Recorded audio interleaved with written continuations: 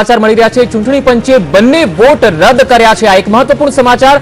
ભોળાભાઈ ગોહિલ અને રાઘવજી પટેલ આ બંનેના વોટ ચૂંટણી પંચે રદ કર્યા છે અને મત ગણતરી શરૂ કરવાનો આદેશ આપ્યો છે। આપણે જણાવી દઈએ કે કોંગ્રેસની જે રજૂઆત હતી કે ભોળાભાઈ ગોહિલ અને રાઘવજી પટેલે જે વોટ કર્યા છે તે ભાજપના નેતાઓને તેમને મતપત્રક બતાવ્યા હતા અને તેના કારણે તેમના આ બંને વોટને રદ કરવામાં આવે।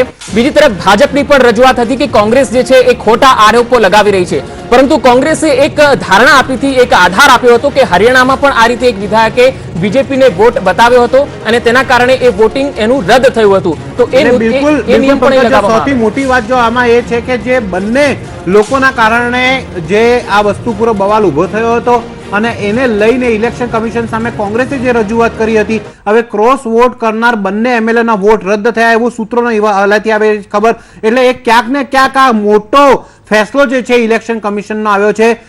જો આ બંને નેતાઓના બંને કોંગ્રેસના એમએલએનો વોટ રદ થયો હોય તો હવે પરિણામ શું આવશે એ જોવાનું ખાસ અગત્યનું રહેશે, કારણ કે આ બે મત ઉપર જ જે છે એ બધો જ દારોમદાર અત્યારે આપણે સામે આવ્યો હતો। જો ઇલેક્શન કમિશને મત ગણતરી કરવાનો આદેશ આપી દીધો છે અને સાથે જે ક્રોસ વોટ કરવાના બંને વોટ જો રદ થઈ ગયા એટલે રાઘવજી પટેલ અને ભોલાભાઈ ગોહિલ બંનેના જો મત રદ થયા હોય તો હવે જોવાનું એ રહેશે કે ખરેખર આ રાજ્યસભાની ચૂંટણીનો જે જંગ હતો એમાં કોની વિજય થાય છે અને કોની પરાજય થાય છે। ટૂંક જ સમયમાં આ વસ્તુ ક્લિયર થઈ જશે।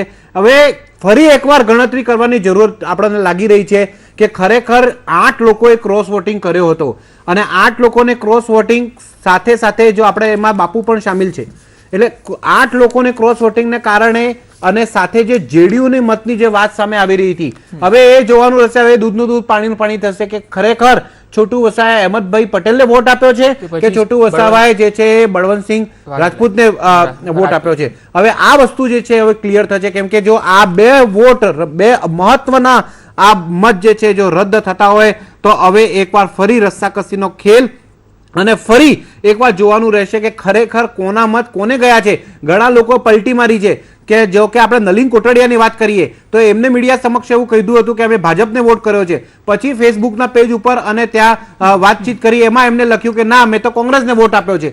હવે જોવાનું રહેશે જો બે મત રદ થયા એના પછી પણ ભારતીય જનતા પાર્ટીના ત્રણેય ઉમેદવાર જીતી જાય તો આ ખૂબ મોટો એક વસ્તુ કહેવાય કે 8 લોકોનું ક્રોસ વોટિંગ નહીં બલકે એનાથી વધારે લોકોનું ક્રોસ વોટિંગ થયું હશે।